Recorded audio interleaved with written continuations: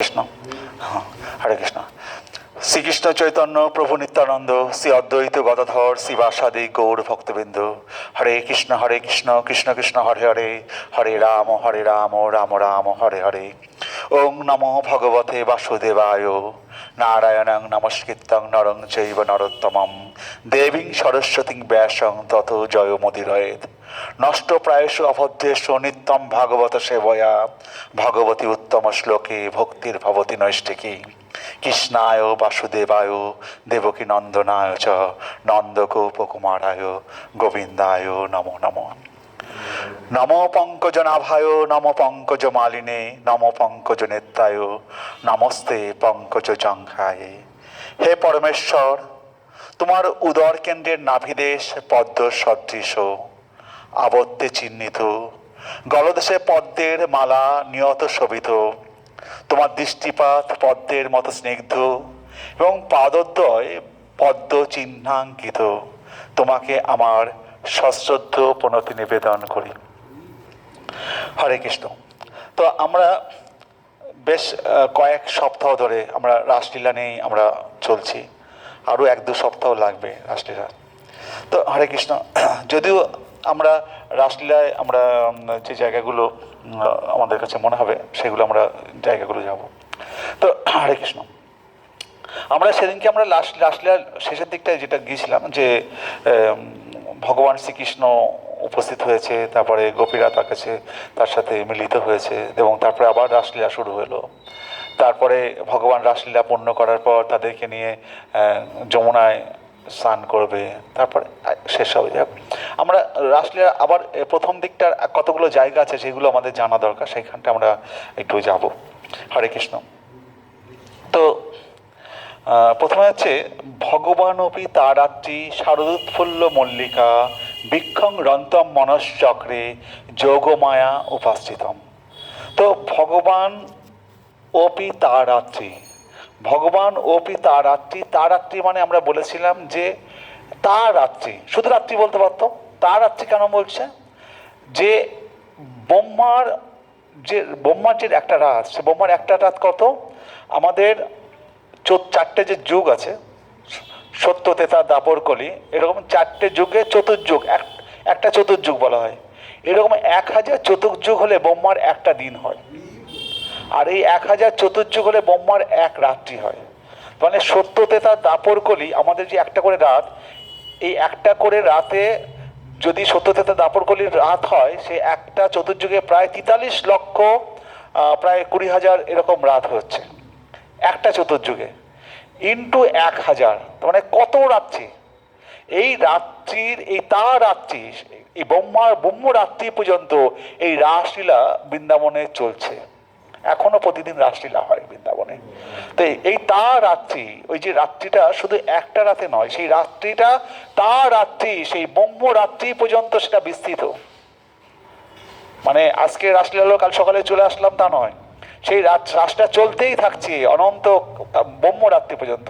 কারণ ব্রহ্মার একদিন বাদে আবার দাপরের শেষে শ্রীকৃষ্ণ আসবেন বৃন্দাবনে, আবার জন্মগ্রহণ করবেন, আবার বাসুদেবের ঘরে আবার মা যশোদা আসবে, আবার এই লীলাগুলো। ব্রহ্মার একদিন বাদে বাদে ভগবান শ্রীকৃষ্ণ এই ধরাধামে অবতীর্ণ হন। তো সেই কোন শ্রীকৃষ্ণ? অবতার অনেক আসে, কিন্তু শ্রীকৃষ্ণ ঈশ্বর পরমকৃষ্ণ সচ্চিদানন্দ বিগ্রহ অনাদি রাধি গোবিন্দ সর্বকারণ কারণম। তো কোন শ্রীকৃষ্ণ অবতীর্ণ হন? যে স্বয়ং শ্রীকৃষ্ণ। স্বয়ং বাকি যে শ্রীকৃষ্ণ বা অন্য যে অবতারেরা আসে তারা স্বয়ং শ্রীকৃষ্ণ নয়, ঈশ্বর পরমকৃষ্ণ সচ্চিদানন্দ বিগ্রহ অনাদি রাধি গোবিন্দ সর্বকারণ কারণম। হরে কৃষ্ণ।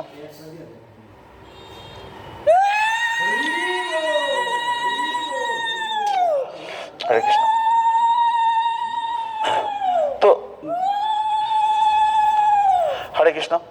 তো ভগবানপি তারাত্রি শারদোৎফুল্ল মল্লিকা বৃক্ষম রন্তম মনশ্চক্রে যোগ মায়া উপাস্থিতম। তো ভগবান তিনি মনে করলেন, তার মনশ্চক্রে, তার মনে জাগ্রত হলো। মনশ্চক্র বলতে তার মনে জাগ্রত হলো, মনের মধ্যে একটা ইচ্ছা প্রকাশ করলেন যে এইবার রাসলীলা করা দরকার। কারণ গোপীরা আমরা জানি যখন বস্ত্র চুরি লীলা হয়, ওটাকে আমি বস্ত্র হরণ বলা উচিত না, ওটা বসন চুরি, বসন চুরি। তো বসন চুরি, বস্ত্রহরণ তো দ্রৌপদীর বস্ত্রহরণ ছিল, ভগবান তো বসন চুরি করেছিল। তো এই বসন চুরি লীলায় ভগবান গোপীদের কথা দিয়েছিলেন, তোমরা যে নন্দসুতকে পতি হিসাবে পেতে চাও, তোমাদের এই যে আকাঙ্ক্ষা সেটা আমি পূর্ণ করব। তো ভগবান বলেছিলেন তোমাদেরকে আগামী শারদ রাত্রে তোমাদেরকে আমরা নিয়ে তোমাদের যে ইচ্ছা সেটাই পূর্ণ করব। তো এরই মধ্যে গোপীদের তো আপনারা জানেন, গোপীদের অনেকের বিবাহ হয়ে গেছিল। কারণ কি? কারণ ব্রহ্মা যখন ভগবান বৃন্দাবনে মাঠে তার সখাদের নিয়ে গোবৎস চড়াচ্ছিলেন, সেই সময় ব্রহ্মা সমস্ত গোবৎস সমেত, মানে কৃষ্ণের সখা সমেত সবাইকে চুরি করে নিয়ে ব্রহ্মা চলে যায়। আর ব্রহ্মার এক মুহূর্তকাল যদি চুরি করে নেয়, মানে আমাদের একটা বছর অতিক্রান্ত হয়ে যায়। ব্রহ্মা নিয়ে গেছে, নিয়ে গিয়ে নিচে একবার তাকিয়েছে, আমি চুরি করে এনেছি সেগুলো আছে কিনা। ওই এক মুহূর্ত কাল আমাদের একটা বছর অতিক্রান্ত হয়ে যায়।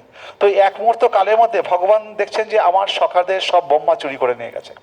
এখন সন্ধ্যের সময় সব ঘরে ফিরবে, সমস্ত সখার মায়েরা তখন বলবে, গোপাল তুই একা ফিরলি, আর আমাদের ছেলেপেলেগুলো কোথায়? তখন ভগবান সেই একটা বছর সেই গরু বাছুর গোবৎস এবং তার সমস্ত সখাদের রূপ ধারণ করে সমস্ত ঘরে ঘরে তিনি বিরাজ করে এক বছর ধরে সেই তাদের মায়েদের কাছ থেকে তাদের মায়েদের দুগ্ধ পান করেছে, বাছুরে গরুর দুগ্ধ পান করেছে। কারণ ওই সমস্ত ব্রজের গোপীদের খুব শখ ছিল যে যশোদা মা এত কি পুণ্যি করেছে, ওরকম গোপাল যদি আমার সন্তান হতো। তাদের মনে একটা লালসা ছিল। গরুগুলো চিন্তা করতো বাছুরগুলোকে দুধ দিই, গোপাল যদি আমাদের মুখে বাটে মুখ দিয়ে দুধ খেত তাহলে কত আনন্দ পেতাম। তো সকলের যে আকাঙ্ক্ষা ছিল, সেই এক বছর কালে ভগবান সকলের যে ইচ্ছাগুলো পূরণ করলেন। আর কি করলেন? এই এক বছর কালে আমাদের যে আমরা যে যোগমায়া বলি, আর একটা হচ্ছে মহামায়া, আর একজন আছে আমাদের ব্রজে বৃন্দা দেবী। এরা বৃন্দা দেবীরা এরা নন্দ মহারাজকে এসে বললো যে এই যে কংসের অত্যাচার, এই অত্যাচারটা তো ভালো নয়। আর আমাদের কখন এই ব্রজের গোপীরা 8-9 বছর 10-7-8 বছর 9 বছর বয়স হয়েছে, কংস কখন তুলে নিয়ে যাবে, এদের বিয়ে দিয়ে দাও। এই সময়কালটা খুব ভালো, এই সময়কালের মধ্যে বিয়ে দিয়ে দাও। কারণ বৃন্দা দেবী জানতেন যে এই সময় সমস্ত যে রাখাল বালক সবই কৃষ্ণ রাখাল বালক সাথে ঘুরে বেড়াচ্ছে। তো বৃন্দাবনের সেই রাখাল বালকদের সাথে বৃন্দাবনের সেই গোপীদের বিয়ে হয়ে গেল।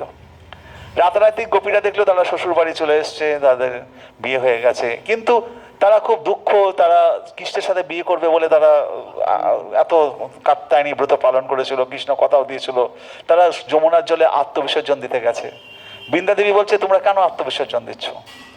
আমি কথা দিচ্ছি, ভগবান যখন কৃষ্ণ তোমাদের কথা দিয়েছেন, আমিও কথা দিচ্ছি যে তোমরা ঠিক নন্দসুতকে পতি হিসাবে পাবে, তোমরা তোমাদের গৃহ সংসার করো, তোমরা ফিরে যাও। তো ব্রজের গোপীরা তখন ফিরে এসে তাদের ঘর সংসার করছেন। কিন্তু তারা জানে না যে কৃষ্ণর সাথেই তাদের বিয়ে হয়েছে।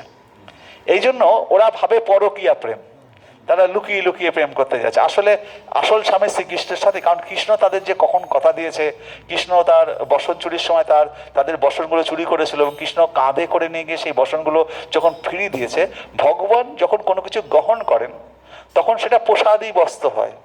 তো সেই প্রসাদী বস্ত্র সেই গোপীদের হাতে তুলে দিয়েছেন, সেই প্রসাদী বস্ত্র পরে গোপীরা থাকে। তো সেই প্রসাদী বস্ত্র পরার ফলে ভগবানের হয়ে গেছেন তারা। আর ভগবানের যে হয়ে যায় তাদেরকে তাদের স্বামীরা কি ছুতে পারবে? কখনোই ছুতে পারবে না।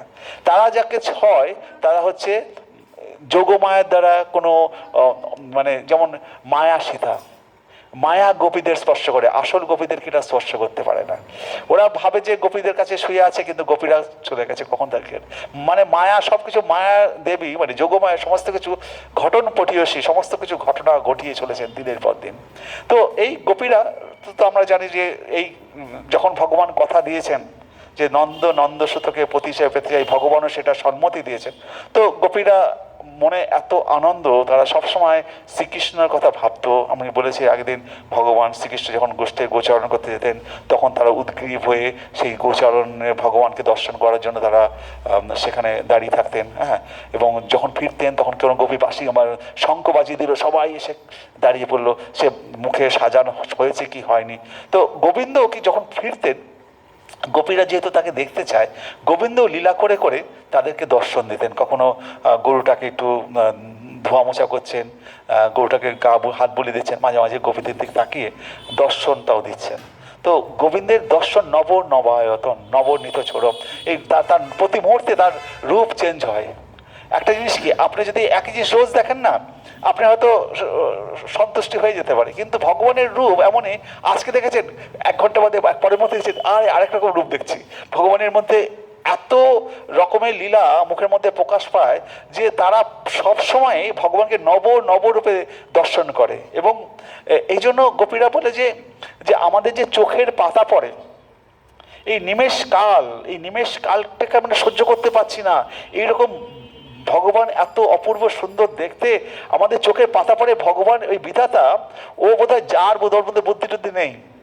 আমার যদি ক্ষমতা থাকতো তাহলে পরে চোখের পলক তো দিতামই না, আর কোটি আক্ষি যদি দেওয়া যায় তবে একে দর্শন করা যেত। তো আমরা গোবিন্দকে দর্শন করি, 2টো আখিতে তো দেখাই যায় না, আমাদের কোটি আখি চাই। তো কোটি আখি না দেয়নি, উল্টো আবার পলক পড়ে। এই পলক সময়কালও আমরা গোবিন্দ দর্শন হয়ে যে বাধা বিঘ্ন হয়, সেটাও আমাদের খুব কষ্টকর। রাধারানী যখন কান্নাকাটি করছেন, রাধারানীর চোখে যে জল আসে, রাধারানী বলেন আমার চোখের জল কেন আসছে, আমার গোবিন্দকে দেখতে আমার অসুবিধা হচ্ছে চোখের জল আসাতে। তারা চোখের জলটাকে পর্যন্ত দেখছে, তারা ঘুমাতে পর্যন্ত চায় না। আমরা ঘুমাতে চাই, তারা ঘুমাতে পর্যন্ত চায় না। তারা এক মুহূর্তকাল গোবিন্দ বিরহে তারা থাকতে চায় না। যদি স্বপ্ন হয় যেন গোবিন্দের স্বপ্ন হয়। হ্যাঁ, রাধারানী বলছে যে গোবিন্দ বিরহে একবার রাধারানী বলছে যে আমার শরীরটা যখন চলে যাবে, হ্যাঁ, তখন যেন আমার শরীরটা এই পঞ্চভূতে ভগবানের সেবায় কাজে লাগে। আমার সারা অঙ্গে হরে কৃষ্ণ নাম লিখে দিও, আমাকে এভাবে পুড়িয়ে দিও না, আমার অঙ্গটার জন্য সারা অঙ্গ এই পঞ্চভূতে ভগবান হাঁটাচলা করবে ব্রজমধ্যে। আর একটা জিনিস হচ্ছে, গোপীগীতে প্রথম শ্লোকে বলছে জয়তী তেহধিকং জন্ম না ব্রজ সুতা ইন্দিরা শশদত্ত, জয়তী তেহধিকং জন্ম না ব্রজ। এই ব্রজধামের মাহাত্ম্যকে তুলে ধরা হয়েছে একেবারে গোপীগীতের প্রথম শ্লোকে, জয়তী তেহধিকং জন্ম না ব্রজ। এই ব্রজভূমিতে জন্মগ্রহণ করার ফলে এই ব্রজধাম, স্বর্গ মর্ত্য পাতাল তো কি, এই বিশ্ব ব্রহ্মাণ্ড ছেড়েও যে আমাদের উপরে যে গোলক বৃন্দাবন আছে, এখানে আছে যা কিছু আছে, বিষ্ণুলোক, তারপর হচ্ছে যেখানে কোনটা নেই সেখানে কি বলে বৈকুণ্ঠ, এই সমস্ত সকলের ঊর্ধ্বে এই ব্রজধামের মাহাত্ম্য। এই ব্রজধাম স্বর্গমত্ত পাতাল এসব তো কোনো গুরুত্ব নেই। এই ব্রজধামের এতটাই তার মাহাত্ম্য পেয়েছে কারণ এইখানে ভগবান শ্রীকৃষ্ণ জন্মগ্রহণ করেছে। এবং এই ব্রজধামে জন্মগ্রহণ করার ফলে আর একটা কি হয়েছে, তো ভগবান এই শ্রীকৃষ্ণ এই ব্রজধামে তো জন্মগ্রহণ করেছে, দ্বিতীয়ত আর একটা কি, তিনি অন্য কোথাও দ্বারকা লীলায় হোক মথুরা লীলায় হোক পায়ে তিনি কোনো খড়ম বা কিছু পড়তেন সেই যুগে যেগুলো ছিল, কিন্তু ব্রজধামে তিনি খালি পায়ে তার ব্রজরজ মাটিতে মুদ্রায় করে জড়িত। এই একমাত্র বৃন্দাবনের মাটিতে ভগবান শ্রীকৃষ্ণের ব্রজরজ আর রাধারানীর ব্রজরজ খালি পায়ে তারা হেঁটে গেছে, হাঁটেন এখনো তারা এই খালি পায়ে ব্রজরজ জন্য এই বৃন্দাবনটা কিন্তু খুবই গুরুত্বপূর্ণ। যখন ভগবান শ্রীকৃষ্ণ যখন আমাদের কুরুক্ষেত্রে শ্রীকৃষ্ণ রাধারানীরা মিলিত হয়েছিলেন শেষ দিকে, শ্রীকৃষ্ণ তখন আমাদের রুক্মিণী দেবী রাধারানীর কাছে প্রার্থনা করেছিলেন, হে রাধে, তুমি যে রাসলীলা করেছো সেই রাসলীলাটা আমরা আর একবার দেখতে চাই, তুমি কি আমাদের রাসলীলাকে দেখাতে পারবে? শ্রীকৃষ্ণ অবস্থান করছে, তুমিও অবস্থান করছো, আরও সব গোপীরাও রয়েছে, সব কিছুই রয়েছে, তো এখানে একটা রাসলীলা করে দেখাও না। রাধারানী বললেন যে হে শ্রীকৃষ্ণ, এখানে ব্রজ বৃন্দাবন ব্রজধাম নেই, সেই ব্রজধাম না থাকলে আমি এখানে রাসলীলা করতে পারবো না। শ্রীকৃষ্ণ সেজেগুজে দাঁড়িয়ে আছেন, বলছেন রাধে তুমি তোমার যোগমায়া বিস্তার করো, রাসের রস বিস্তার করো, তবেই রাস করবো। তো ভগবান রাধারানীর কৃপা ছাড়া ভগবান তো রাসলীলা সেখানে করতে পারবে না। তো রাধারানী সেখানে যেহেতু ব্রজধাম নয়, ব্রজধাম ছাড়া এই লীলার কোথাও শোন, আর আমরা যখন এটা শুনছি এটা কিন্তু আমাদের ব্রজধাম হয়ে গেছে, এটাও আমাদের ব্রজধাম। ভগবানের ব্রজধামের কথা লীলা যেখানে শোনা হয় সেটাই ব্রজধাম তখন। হ্যাঁ, তো এখন আমরা কিন্তু ব্রজধামেই রয়েছি। হরে কৃষ্ণ। যা তো ভগবান পিতা আরাতি, তো এইবার ভগবান তার শারদ উৎফুল্ল মল্লিকা। তারপরে কি বলছে, বিক্ষম রন্তম মনশ্চক্রে যোগমায়া উপাশ্রিতম। এই যোগমায়া কিন্তু যোগমায়া দ্বারা উপাশ্রিতম। এই যোগমায়া হচ্ছে এখন এখানে এই যোগমায়া বলতে রাধারানীর কথা বলা হয়েছে। এক যোগমায়া আছে, কিন্তু এই যোগমায়া এখানে যে যিনি যোগমায়ার কাজ করছেন, এই রাসলীলার যিনি সমস্ত ঘটন পটয়সী, সেই যোগমায়া উপাশ্রিতম, যোগমায়ার দ্বারা এই রাসলীলাটা সংগঠিত হতে চলেছে। ভগবানের পক্ষে সম্ভব না রাধারানীর কৃপা ছাড়া। তো ভগবান আজকে মনশ্চক্রে তিনি আজকে ঠিক করেছেন সমস্ত জীবকে তিনি তার দয়া প্রদর্শন করবেন। দয়া কি? এই রাসলীলা আমাদেরকে ভগবানকে পাওয়ার আস্বাদন আমরা পেতে পারি। কার মাধ্যমে পাবো? এই গোপীদের মাধ্যমে, রাধারানীর মাধ্যমে। সমস্ত জীব আমরা যে প্রকৃতি, রাধা রানীর প্রকৃতি, আর পুরুষ একজনে, সে হচ্ছে শ্রীকৃষ্ণ। তো পুরুষ একজনে সে, আর আমরা হচ্ছে প্রকৃতি। আমরা কিন্তু এনজয়ের নয়, এনজয় যে করেন সে হচ্ছে শ্রীকৃষ্ণ। আর আমরা হচ্ছে তার ভুক্ত। তার যখন যজ্ঞ যখন হয়, যজ্ঞে আমরা ঘি দিই, সব কিছু দিই। তো যজ্ঞ গ্রহণ করছে কে? কৃষ্ণ। আমরা যজ্ঞের সেই ঘি, আহুতির ঘি, আমাদের জন্মের সাথে সাথে আমরা ভগবানের কাছে সমর্পিত পান। আমরা কিন্তু এই জীবনটা পেয়েছি, এই জীবনটা উপভোগ করার জন্য নয়, উপভোগ করবেন শ্রীকৃষ্ণ। আমরা আমাদের শরীর প্রকৃতি, ফলমূল প্রকৃতি, আমাদের শরীরটাকে সম্পূর্ণরূপে কৃষ্ণে উৎসর্গ করে দেওয়া, কৃষ্ণ যজ্ঞে আহুতি প্রদান করা। ওটা শুনতে হয়তো খারাপ লাগছে, যজ্ঞের ঘি আমরা শুনতে খারাপ লাগছে, কিন্তু তা নয়। সত্যি করে তো আমরা আহুতি প্রদত্ত, জন্মেছি প্রকৃতির সাথে, এবং জন্মাবার সাথে সাথেই আমরা নির্দিষ্ট দিন সময় নিয়ে এসেছি কখন তার সেবায় আমরা সম্পূর্ণরূপে নিযুক্ত হব। তো আমাদের এই এই শরীরের জন্য আমরা খাওয়া দাওয়া করছি, শরীরকে পুষ্টি সাধন করছি, কিন্তু আত্মার দেবতা তো ভগবান। যদি আত্মা না থাকে তাহলে এই শরীরের দ্বারা আমরা কি কিছু করতে পারবো? আর খাওয়া দাওয়া, ফুর্তি, সমস্ত কিছু সব তো। আত্মার নায়ক হচ্ছে ভগবান। আস্তে আস্তে আমরা জায়গায় আসি। তো ভগবান তার মনে জাগ্রত করলেন মনশ্চক্রে, এবার জীবকে তিনি তার কৃপা প্রদর্শন করবেন। ভগবান তো আনন্দময়, তাহলে এই রাসলীলায় তার আনন্দের আবার কি করার দরকার পড়লো? তো ভগবান আনন্দময়, এই রাসলীলায় তিনি যে আনন্দটা করছেন, তিনি জানেন যে ভক্তের যে আনন্দ, আমার আনন্দ থেকেও ভক্তের আনন্দ অনেক বেশি মধুর। আমি একা একা কেউ ফুটবল খেলতে পারে না, তার জন্য সঙ্গী সাথে চাই। তো ভগবান যে রাসলীলা যে করবেন, তো ভগবান একা একা তো সেই বিয়ে হয় না। তাই তিনি রাধারানী যেমন শতকোটি গোপী, তার অঙ্গ থেকে শতকোটি গোপী সৃষ্টি করলেন ভগবানকে আনন্দ প্রদান করার জন্য। এই গোবিন্দকে আমি একা একা গোবিন্দকে সেবা করতে পারবো না।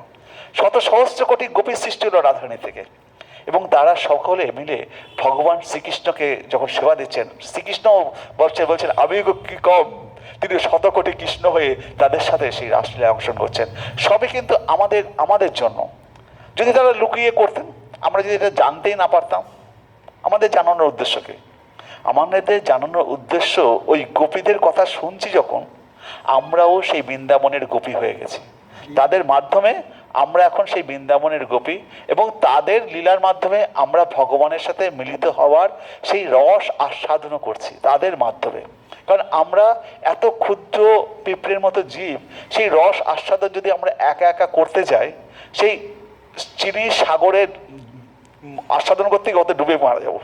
তো আমরা আস্বাদন করতে পারি, আমরা আস্বাদন করছি তাদের মাধ্যমে। তারা আস্বাদন করে দিয়ে গেছেন আমাদের জন্য, নইলে তো আমাদের জানানোর দরকার কি ছিল, তারা কি করেছে না করেছে।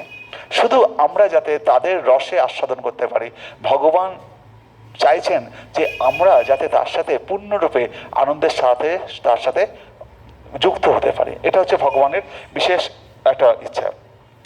তো বিশ্বভানু নন্দিনী এখানে যোগমায়া, ওনার কৃপাতে তিনি মহারাস রচনা করছেন। তিনি মুরলী বাজালেন। তো মুরলী বাজালেন, ঠিক আছে, এমন মুরলী বাজালেন যে সেই মুরলী যারা অধিকারী গোপী তারাই শুধু শুনতে পেল, তাদের শ্বশুর শাশুড়ি পতি পত্নীরা কেউ শুনতে পাচ্ছে না। এমন মুরলি বাজালেন যে স্বর্গ মর্ত পাতাল দেবলোকে শিব পর্যন্ত শুনতে পেরেছেন। শিব শুনে ছুটতে চাইছেন যে রাসে আসবেন, তো শিব শুনতে পেয়েছেন। তো কামদেব অনেকদিন ধরে মানে গোবিন্দকে কামদেব তো শিবকে শিবের দ্বারা ভস্মীভূত হয়েছিল। ভস্মীভূত হয়ে কামদেবে ভেবেছিলেন যে শিবের দ্বারা শিব তো আমাকে পরাস্ত করতে পারেনি, ও তো আমাকে ভস্মীভূত করেছে, তার মানে ও আমার সাথে লড়াই করতে ভয় পেয়েছে, ভয় পেয়ে হারিয়েছে। তাতে শিবের ভস্মীতে কামদেবের অঙ্গ আরও মানে অনঙ্গ বৃদ্ধি পেয়েছে এবং তার একটা অহংকার হয়েছে যে আমি সবাইকে সবার কাছে জিতবো। তো নারদ মুনি বলেছে যে তুমি যাও ওই ব্রজের ওই গোপালটাকে যদি জয় করতে পারো তাহলে বুঝবো তুমি সত্যিকারে কামদেব।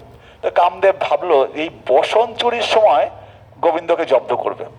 তো দেখলো যে বসন্ত চুরির সময় গোবিন্দকে জব্দই করতে পারলো না। গোবিন্দ সমস্ত সখাদের সঙ্গে নিয়ে গিয়ে বসন্ত চুরি করতে গেছিল, একা একা যায়নি। তো সবাই মিলে তারপর কৃষ্ণ কাঁধে করে সেই বসন্ত তাদের দিয়ে দিল। সেখানে কামদেব পারলো না, মানে অপেক্ষায় ছিল কবে আমি ভগবানকে ঠিক সময় মতো ধরবো। আর এই রাসলীলার সময় যখন এসছে কামদেব ঠিক করেছে এইবার আমি গোবিন্দকে জব্দ করব। তো কামদেব এসে কি করেছে, ভগবানের সামনে একবার শুধু দাঁড়িয়েছে আর ভগবান একবার শুধু দৃষ্টি নিক্ষেপ করেছে, তাতেই কামদেব মূর্ছিত হয়ে পড়েছে। আর কামদেবের যে পত্নী সে ব্রজভূমির বাইরে ছিল, সে কান্নাকাটি করছে আমার স্বামীকে রক্ষা করো। স্বামীর কি হলো? আর কামদেবের কি হলো, কামদেব মূর্ছিত হয়ে পড়েছে। কামদেব কেন মূর্ছিত হয়ে পড়েছে? কামদেব তো সবচেয়ে সুন্দর বলা হয়।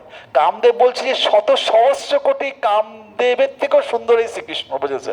আমি যদি কোনো গোপী হতে পারতাম, কামদেব নিজের কামদেবের সমস্ত কিছু ছেড়ে দিয়ে বলছে আমি যদি গোপী হতে পারতাম, আমি যদি এই কামদেবের সাথে এই শ্রীকৃষ্ণের কৃপা পেতে পারতাম তাহলে আমি বিরাট ধন্য হয়ে যেতাম। তা আমার ওর বীরত্ব সব যে অস্ত্রশস্ত্র নিয়ে গেছিল, ওর তো অনেক তীর আছে, পঞ্চতীর কামসার, তো যাই হোক সেগুলো।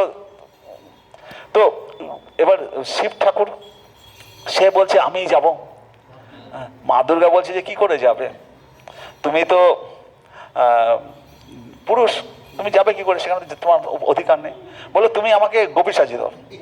তো গোপী সাজিয়ে দিয়েছে মা দুর্গা, বেশ ভালো করে শাড়ি টাড়ি পরিয়ে দিয়েছে। তো গোপটা তো দেখা যাবে, তো সেই জন্য একবার ঘোমটা দিয়ে আছে, ঘোমটা দিয়ে রেখে দিয়েছে এতটা। তো ওখানে রাসলীলা প্রবেশ করেছে, সব গোপীরা এই তুই কে রে গোপী, ঘোমটাটা তোল দেখি।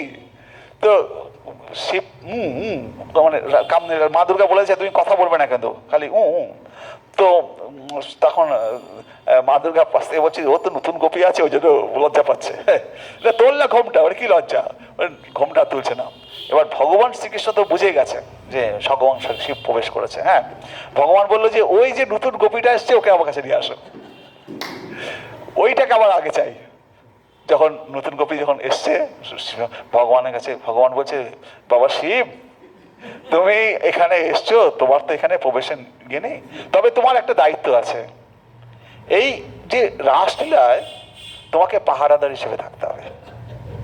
তো বৃন্দাবনে যে আমরা যখন বৃন্দাবনে ঢুকি, যে আমাদের যে শিব আছে কি বলে গোপেশ্বর শিব, তো গোপেশ্বরকে আমরা শিবকে আমরা পুজো দিই। তো এই কারণে গোপেশ্বর শিব পুজো দিই, তিনি হচ্ছেন ইনি এই পাহারাদার, এই রাসলীলার পাহারাদার। ভিতরে ঢুকতে পারছে না, ভিতরে ঢোকার অধিকার নেই, তাকে পাহারাদার করে দিল। আর তোমার সাথে আমার যে রিলেশন, তো সেখানে তোমার এখানে প্রবেশ করার যাবে না। তো শিব বাইরে এখন পাহারাদার হিসাবে, রাসের পাহারাদার, মানে টিকিটটা কালেক্টর, ঢুকতে গেলে টিকিট চাই। তো এই এই লীলাগুলো চলছে। তো হরে কৃষ্ণ তো বলছে এই যে ভগবান শ্রীকৃষ্ণ যখন বাঁশি বাজালেন, তো স্বর্গ মর্তম পাতাল তিন ভুবনে পর্যন্ত বাঁশির সুর বেজে গেল। এবং সেখানে যারা অধিকারী গোপীরা ছিল পাতালে, যেমন বলি মহারাজ বা প্রহ্লাদ, সেখানে যে গোপীগুলো ছিল যারা অধিকারী, তারা শুনতে পেল, তারা চলে আসলো স্বর্গ থেকে।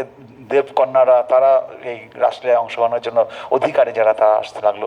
এবং 3 জায়গায় তারা যখন ভগবান শ্রীকৃষ্ণ থেকে আহ্বান করছেন, শ্রীকৃষ্ণের পূজা করছেন, তখন ভগবান যখন স্বর্গের দিকে তাকালেন, তার একটা অঙ্গ বাঁকা হলো। যখন মত্ত লোকের দিকে তাকাচ্ছেন, তখন তার মত্তের একটা, তার ত্রিভঙ্গ মুরারি, আর পাতালে তাদের জন্য এই ত্রিভঙ্গ মুরারি রূপে ভগবান শ্রীকৃষ্ণ যখন রাস্তায় দাঁড়াচ্ছেন, তো তার যে বাঁশিটা, যে মুরলী বাঁশিটা, তার 3 রকম বাঁশি আছে। একটা মুরলী, একটা বংশী, আর একটা যে বেণু। বেণুটা সাধারণত তিনি বাজাতেন যখন তিনি গোষ্ঠে বাছুরগুলো, গরুগুলোকে নিয়ে গোষ্ঠে তার বেণু তখন বাজাতেন। তো মুরলী, বংশী আর এখন যে মুরলীতে বাজাচ্ছেন, তাতে যে তিনি কাম স্বর প্রয়োগ করলেন এই মুরলী। এই মুরলী বাঁশিটা সৃষ্টি হয়েছিল কি করে? ভগবান বৃহস্পতি যখন যজ্ঞ করেছিলেন কোনো সময়, সেই যজ্ঞের সময় 25 পর্ব একটা বাঁশ উত্থিত হয়েছিল। তাতে 9 পর্ব বাঁশ নিয়ে বিষ্ণুর সাঙ্গক ধনু হয়েছিল, তারপরে 7 পর্ব নিয়ে শিবের হরধনু হয়েছিল, আর 5 পর্ব নিয়ে বোধহয় পরশুরামের একটা ধনুক হয়েছিল, আর 3 পর্ব নিয়ে অর্জুনের আপনার খান্ডিবস্ত্র, খান্ডিব অর্জুনের ধনুকের নাম তো খান্ডিব। এই নিয়ে 24 পর্ব হলো। আর 1 পর্ব ছিল, এই 1 পর্ব থেকে মুরলী, বংশী আর বেণু, এই 3টে বাঁশি কৃষ্ণের হয়েছে এই 1 পর্ব থেকে। তো এটা আমরা জানলাম যে তার বাঁশি এটা। তো মুরলীতে এমন তিনি যুক্ত ভরে দিয়েছেন যে যারা অধিকারী তাদেরই অন্তঃকরণকে হরণ করে নিলেন। যে অন্তঃকরণকে হরণ যদি করে নেয়, আপনার আত্মা যদি আগে আগে ছুটতে থাকে, আপনি কি করবেন? আত্মা পিছিয়ে ছুটবেন। আত্মাই যদি শরীর থেকে বেরিয়ে যায়, তখন কেউ আর থাকতে পারে? তো গোপীরা যখন, গোপীদের কানে যখন শুনলো যে ভগবান শ্রীকৃষ্ণ সেই বাঁশির সুরে শুনতে পাচ্ছে, তারই নাম ধরে রাখছে যে হে গোপী, আজকে তুমি এসো। নাম যেন তার নাম ধরে ডাকছে, সেই যেহেতু তার নাম ধরে ডেকেছে, তো আশেপাশে সমস্ত গোপীরা বাড়ি রয়েছে, তাদের তো ডাকতে পারে যে চল আমি যাচ্ছি। আর তাদের সেই ডাকার সময় নেই, আমার ডাক এসে গেছে, ব্যাস, হ্যাঁ আমি ছুটবো। সে গোপী তখন সে ছুটছে। আর তখন কিভাবে ছুটছে? মানে ভগবানের যখন ডাক এসছে, তখন সে যে অবস্থায় ছিল, কেউ রান্না করছিল, দুধটা জাল দিচ্ছিল, দুধ জাল ফুটছে, ওই অবস্থায় ফেলে দিয়েছে, নামানোর সময় নেই। কেউ কাপড় পরছিল, অর্ধেক পরা হয়েছে, ওই অবস্থায় ছুটছে। কারো কাজল 1 চোখে দেওয়া হয়েছে, কাজল দেওয়া হয়নি, এরকম অবস্থায়। কারো 1 কানে দুল দিচ্ছে, আর 1 কানে দুলও পড়েনি। কেউ মানে মানে কারো কোনো বেশভূষার কোনো সিস্টেম নেই, যে যে অবস্থায় ছিল। কেউ তার পতিদের খেতে দিচ্ছিল, খাবার থালা ওইরকম ফেলে রেখে ছুটছে। কেউ শ্বশুর শাশুড়িকে খাবার দিচ্ছিল, সেখানে মানে যে বাচ্চাকে দুধ খাওয়াচ্ছে, বাচ্চাকে করে ফেলে দিয়ে চলছে। যে যে অবস্থায় ছিল, তারা তখন কৃষ্ণের সাথে মিলিত হওয়ার জন্য যেদিক থেকে কৃষ্ণের স্বর ভেসে, জানেন না কোথায় যাচ্ছে কৃষ্ণের, তারা উন্মাদিনী মতো, তাদের চিত্ত যে হরণ হয়ে গেছে, তারা তো সমাধি যোগে ছুটছে। তাদের এখন তারা সাধারণ মানবী নয়, তারা সাধারণ নয়, তারা ছুটছে। এবং তাদের মধ্যে কিছু কিছু গোপী, যারা সবাই তো সেই যোগ্যতা হয়তো অর্জন করেনি, তারা কি হলো, তাদেরকে তাদের বাড়ির স্বামী, তাদের শ্বশুর শাশুড়ি আটকে দিয়েছে। না, এত রাত্রে যাওয়া হবে না, ওই ঘরে ঘরে বাইরে দরজা দিয়েছে। সেই গোপী বলল যে আমি যখন যেতেই পারলাম না, পেষ্ট বিরহ, ভগবানের এই প্রেমিকের বিরহ, তাদের যে পাপ ছিল জন্মান্তরে, সমস্ত পাপ দূরীভূত হয়ে গেল এই পেষ্ট বিরহে। এবং শরীর ত্যাগ করে, এই শরীরটাই তো তোমাদের আটকে রাখছো, আমার এই শরীর আমার দরকার নেই, আত্মার যে যিনি মালিক, আমি তার কাছে ছুটবো বলে শরীরটাকে সেখানেই ত্যাগ করে আত্মা ছুটে যাচ্ছেন শ্রীকৃষ্ণের কাছে। এবং সমস্ত গোপীরা যখন ছুটছে, তার আগে সে পৌঁছে যাচ্ছে শ্রীকৃষ্ণের কাছে, কারণ আত্মা তো মানুষের থেকে আগে যায়। সে আত্মা সেখানে গিয়ে গোপীর রূপ ধারণ করে সেখানে রয়েছে, এখানে শরীর পড়ে রয়েছে। তো এইভাবে গোপীরা তাদের অন্তঃকরণ যে আত্মা যে চলে গেছে, তারা স্বাভাবিক, এখন কেউ স্বাভাবিক নয়, তারা এই জগতের আর তারা নেই, তারা তাদের মন সমস্ত কিছু শ্রীকৃষ্ণে নিবেদিত প্রাণ হয়ে গেছে। তো হরে কৃষ্ণ। তো এই মধ্যে এই গোপীদের মধ্যে কেউ গোপী ছিল নিত্য সিদ্ধা, কেউ সাধন সিদ্ধা, শ্রুতি রূপা আর প্রকীর্ণায়, 4 রকম গোপী আছে।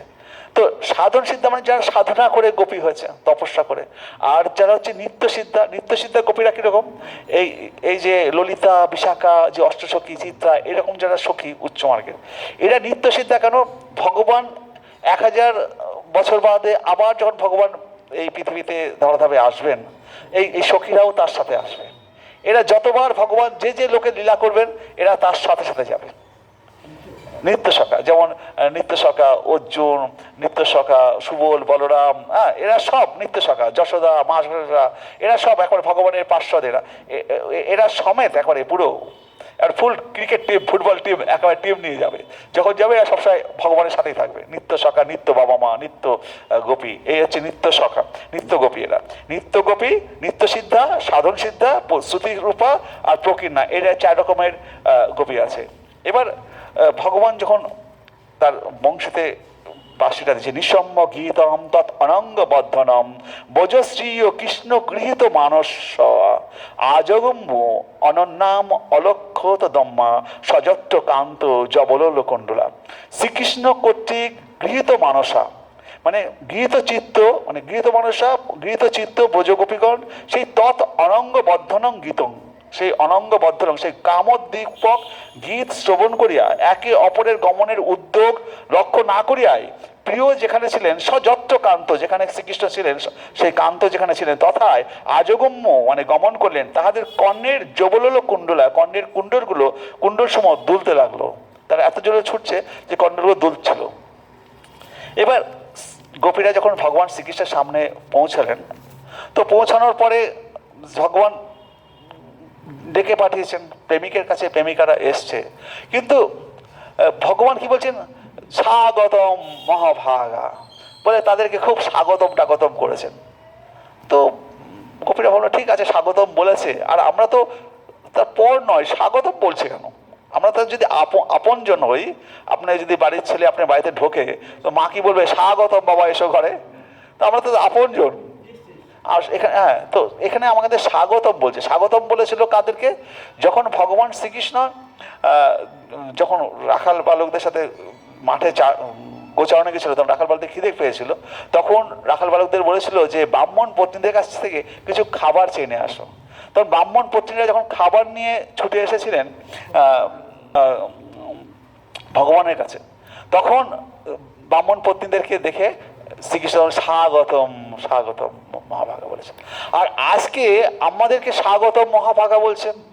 আজকে আমরা ঘর সংসার ছেড়ে, পতি পত্নী পুত্র সব কিছু ছেড়ে ছুটে এসেছি। আমাদের তো আজকে এরপরে তো আমাদের ঘরে কেউ ঢুকতে দেবে না। রাত্রি 12টার সময় কিন্তু ঘরের বউ যদি চলে যায়, আর সেই যুগে তারপরের দিন সকালবেলায় সেই বউকে ঘরে নেবে কেউ? কেউ নেবে না। তো ওরা জানে আজকে তো আমাদের ঘর সংসার সব গেছে, আর আজকে কিনা আমাদের স্বাগত মহাভাগা বলছে। তো মহাভাগা কারা হয়?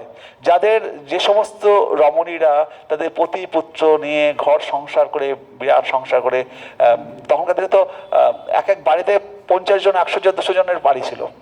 কারণ ছেলে পেলে 8-10টা করে ছেলে পেলে হতো, ছেলে মার ছেলে, ছেলে পিসি ছেলে, কাকা ছেলে সব একসাথে থাকতো। তো একটা বাড়ি মানে তখনকার দিনে 100-150 সদস্য লোকের। আমরা 9 ভাই বোন, তা আমাদের বাড়িতে 20-25 জন ছিল এক সময়। যাই হোক, 9 ভাই বোন হলে কি হবে, তা ও সবসময় 20-25 জনের রান্না হতো। তো সেই রকম আগে তাহলে আরো কত ছিল।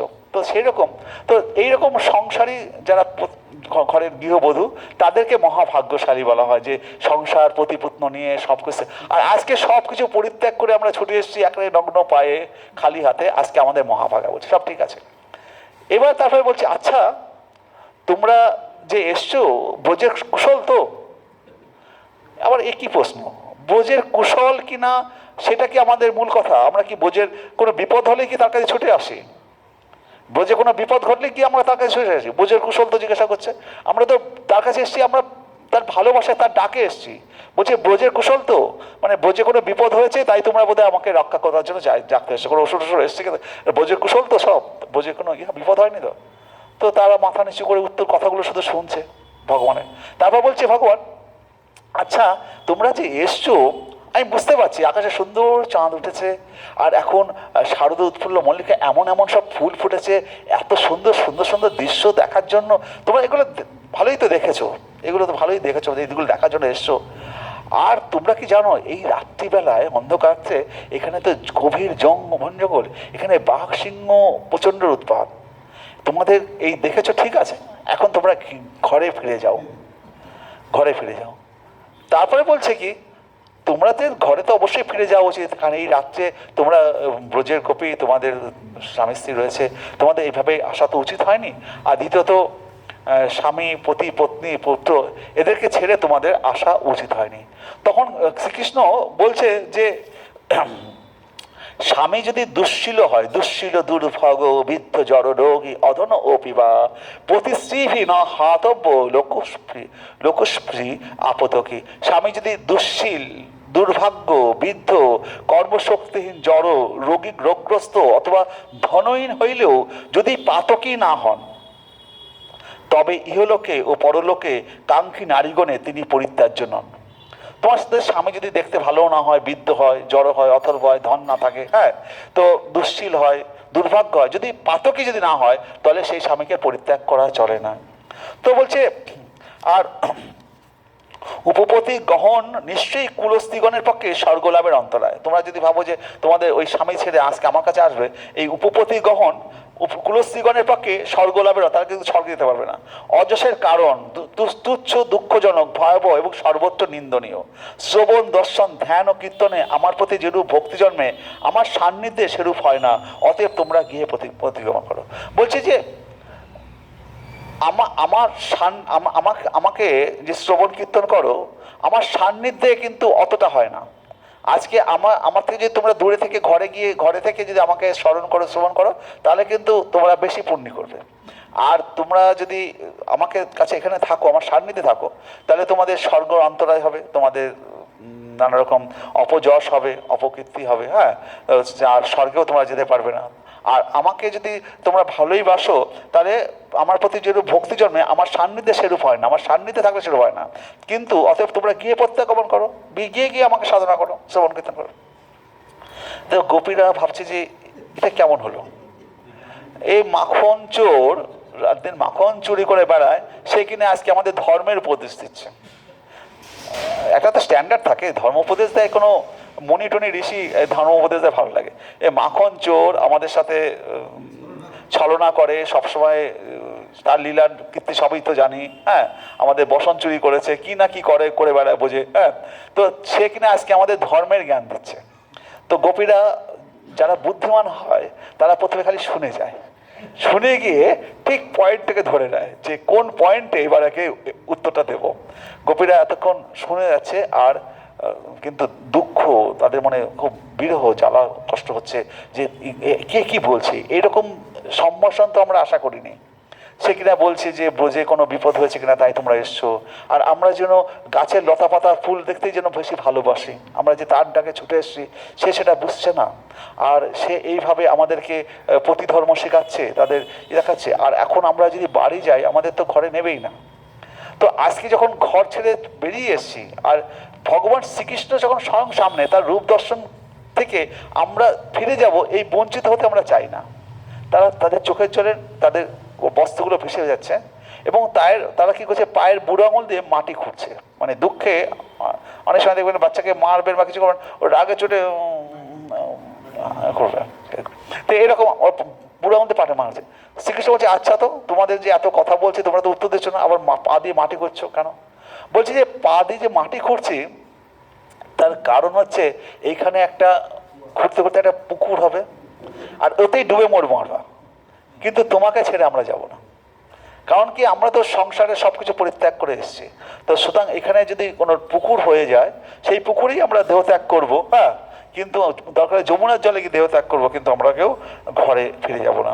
হে প্রভু ধর্মজ্ঞ, আপনি যে বলিয়াছেন পতি, পুত্র, শহীদবর্গের শুশ্রূষায় স্ত্রীলোকের নিত্য ধর্ম, উপদেষ্টা ঈশ্বর আপনি, আপনার সেবাতেই তাহা সিদ্ধ হোক, যেহেতু আপনি সকল প্রাণীরই প্রিয়তম ও আত্মা ও বন্ধু। তো সকল প্রাণীর আত্মা তো আপনি। তো আজকে আমার শহীদবর্গের শুশ্রূষায় স্ত্রীলোকের নিত্য ধর্ম, উপদেষ্টা ঈশ্বর আপনি, আপনার সেবাতেই তাহা সিদ্ধ হোক। আর ওই প্রতিপুত্র এদের কাছে আমরা যেতে চাই না, যেগুলো আত্মার বন্ধু আপনি। এই জায়গা থেকে আমরা আসছি আর একটা ব্যাখ্যায়, এই যে ধর্মের কথা বলা হলো, তাহলে ধর্ম নিয়ে ভগবান গোপীদের সাথে যে লীলা করছে, ধর্মটা নিয়ে, যে তাহলে ধর্ম কাকে বলে? গোপীরা তো ভগবান শ্রীকৃষ্ণ তো ধর্মের কথা বলেছে, যে তোমাদের স্বামী পতি পত্নী পুত্র এরা রয়েছে, এদের কাছে তোমরা ফিরে যাও, ধর্মের শিক্ষা দিচ্ছে। এবার বলছে ধর্মটা তাহলে কি? বলছে যাহা ধারণ করা হয় তাই ধর্ম। তো ধর্ম দুই প্রকার, শরীরকে ধারণ করার জন্য ধর্ম, যেটা আমরা খাওয়া দাওয়া করে শরীরকে ধারণ করার জন্য একটা ধর্ম পালন করি, আর এই শরীর আরেকটা হচ্ছে আর আত্মাকে ধারণ করার জন্য যে ধর্ম, সেটা হচ্ছে আত্মা হচ্ছে ভগবানের মানে চিৎকণা। তো ভগবানের চিৎকণা এবং ভগবান অবিনশ্বর আত্মা, অনিশ্বর অবিনশ্বর আত্মা নিত্য, কিন্তু শরীরটা কি নিত্য? এই জন্মে এই শরীর আছে, পরের জন্মে শরীর থাকবে না, যখন তখন চলে যেতে পারে, কিন্তু আত্মা কি চলে যেতে পারে? তো শরীরের যে ধর্ম, আমরা বলি যে ফুর্তি করব, আমার শরীর চেয়েছে তাই আমরা এই সমস্ত খাচ্ছি, শরীরের কথা বলে। হ্যাঁ, আমার মন যা চেয়েছে তাকে, মন কিছু বলে না, শরীরের মানে লোভী লালসা, যে অনেকে খারাপ জিনিস খায়, এটা অনেক কিছু আছে। তো বলে আমার শরীর যা চেয়েছে, মন যা চেয়েছে তাই খাচ্ছি। হ্যাঁ, আমার আসলে মন নয়, শরীরের ধর্মটাকে তারা বড় করে দেখছে, কিন্তু আত্মার ধর্মকে তারা বড় দেখছে না। এই শরীরকে যতই খাবার পুষে অনেক কিছু করে ভোগ করার না কেন, ফেলে চলে যেতে হবে। এই শরীর তো আপনার সঙ্গে যাবেন না, একে আপনি স্নো পাউডার যাই মাখান না কেন, এই শরীর আপনার থাকবে না, শরীরকে ফেলে দেবে। তো এই শরীরের যে ধর্ম তা নশ্বর ধর্ম, আর আত্মাকে ধারণ করার যে ধর্ম তা নিত্য ধর্ম, কারণ আত্মা অবিনশ্বর নিত্য। বেদে শ্রেয় ধর্ম আর প্রিয় ধর্ম দুটো রকম ধর্ম করার কথা বলেছে। শ্রেয় ধর্ম আর প্রিয় ধর্ম, বেদে দুই রকম ধর্মের কথা বলা হয়েছে। বেদ বলছে যারা শ্রেয় ধর্ম পালন করেন তারাই সাধু। শ্রেয় কি? যারা আত্মার ধর্ম পালন করে। আর আমরা সচিত আনন্দের অংশ, আমরা পরিপূর্ণ হতে চাই, ভগবান শ্রীকৃষ্ণের কাছে সম্পূর্ণরূপে পরিপূর্ণ হতে চাই, আত্মার ধর্মের সর্বোচ্চ। আমরা ভগবান শ্রীকৃষ্ণের মাধ্যমেই আমরা যে ধর্ম, আত্মার যে ধর্ম, তাকে আমরা পেতে চাই। তাহলে ওই বাড়ির যে শ্বশুর শাশুড়িরা, তারা কি চায়? তারা আমার শরীরটাকে চায়, যাতে বউ চলে গেলে বাড়ির কাজকাম কে করবে।